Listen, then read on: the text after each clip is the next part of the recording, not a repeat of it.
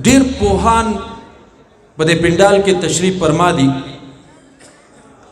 زه به ډیر په احتیاط سره عرض وکړم چې په دې 1400 کال کې د امت سره دومره اسباب وسایل، دومره فیسیلیټیز، سہولیات، دومره لگژریز، تعیشات دا نو لکه څومره چې نن د دې امت سره دي.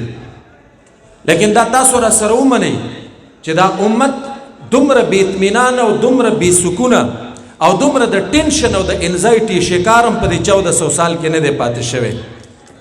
لکه دا نن چې څومره امت بې اطمینان او بې سکونه دی، د دې اسباب څه دي، د دې وجوهات څه دي.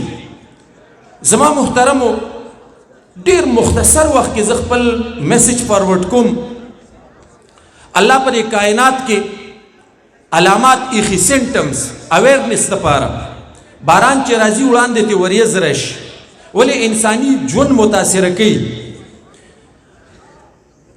ساروی چې بولو براس کوي نو اول د خپې کولو کې بیا لکۍ په ځان راواړئ.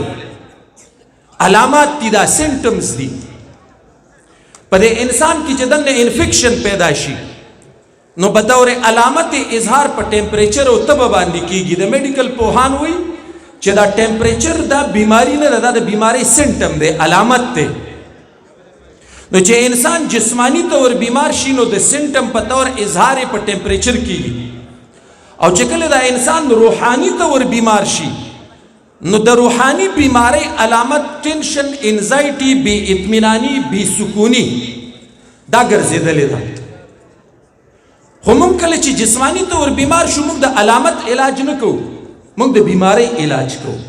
او روحانی طور چې بیمار شو نو موږ د بیماری علاج نه کوو، موږ د سیمټم او علامت علاج کوو. یاره زه چې لاړ شو زما د طبیعت داسې بور بور دی، کاغان ته، ناران ته، کمراټ ته به چکر ولګو، کالام ته به لاړ شو. دا موږ څه کوو؟ موږ د علامت علاج کوو، د بیماری علاج نه کوو.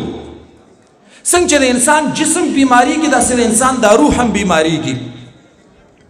بیا زه ستاسو خدمت کې عرض وکړم د روح د اطمینان او د روح د علاج لپاره الله کائنات ته خپل میټیریل را لېږلی دی.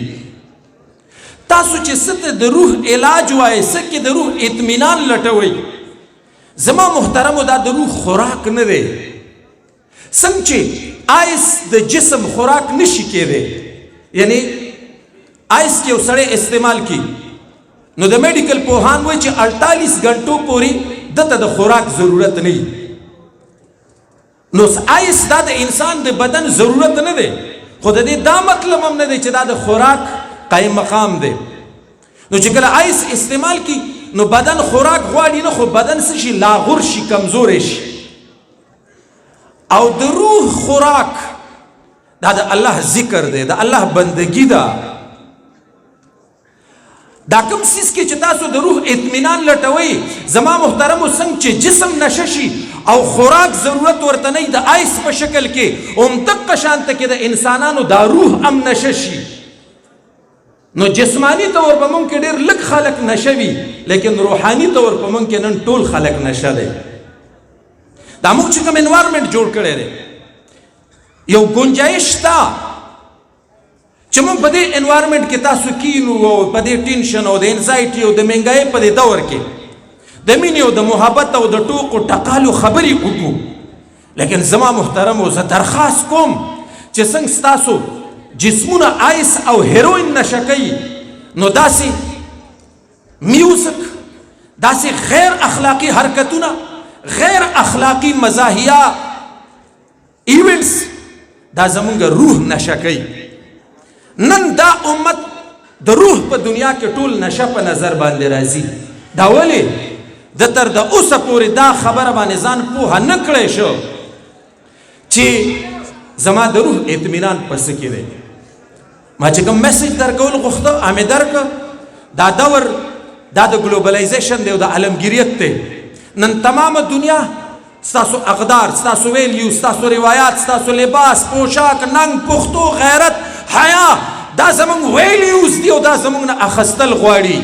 زما د ننني ځوان د ګلوبلایزیشن پر دور کې دي ته موږ کلیش اپ سیویلایزیشن ایرا وایو، دا د کلیش اف سیویلایزیشن سینچری ده د تهذیبونو د ټکراو زما په سیویلایزیشن کې زما په تهذیب او کلچر کې ننګ موجود دی خیرت دی حیا ده پاک دامني ده د مظلوم امداد کول دي او د ظالم خلاف ودرېدل دي بخدا صرف او صرف دا صفات په دې وخت کې دا په پښتون سماج کې پاتې دي او باید چې مونږ تاسو ټول د دې خپلو اقدارو او د دې خپلو روایاتو حفاظت وکړو مونږ سکرین سره وابسته یو زمونږ د پریارټیز زمونږ د ترجیحاتو زمونږ د لباس پوشاک زمونږ د صورت ایون زمونږ د هیر سټایل تعین هم سکرین کوي سکرین او زمونږ نه زمونږ اقدار اخلي زما د دې ځوان په ذمه ده چې زه د خپل مشرانو د خپل اکابرو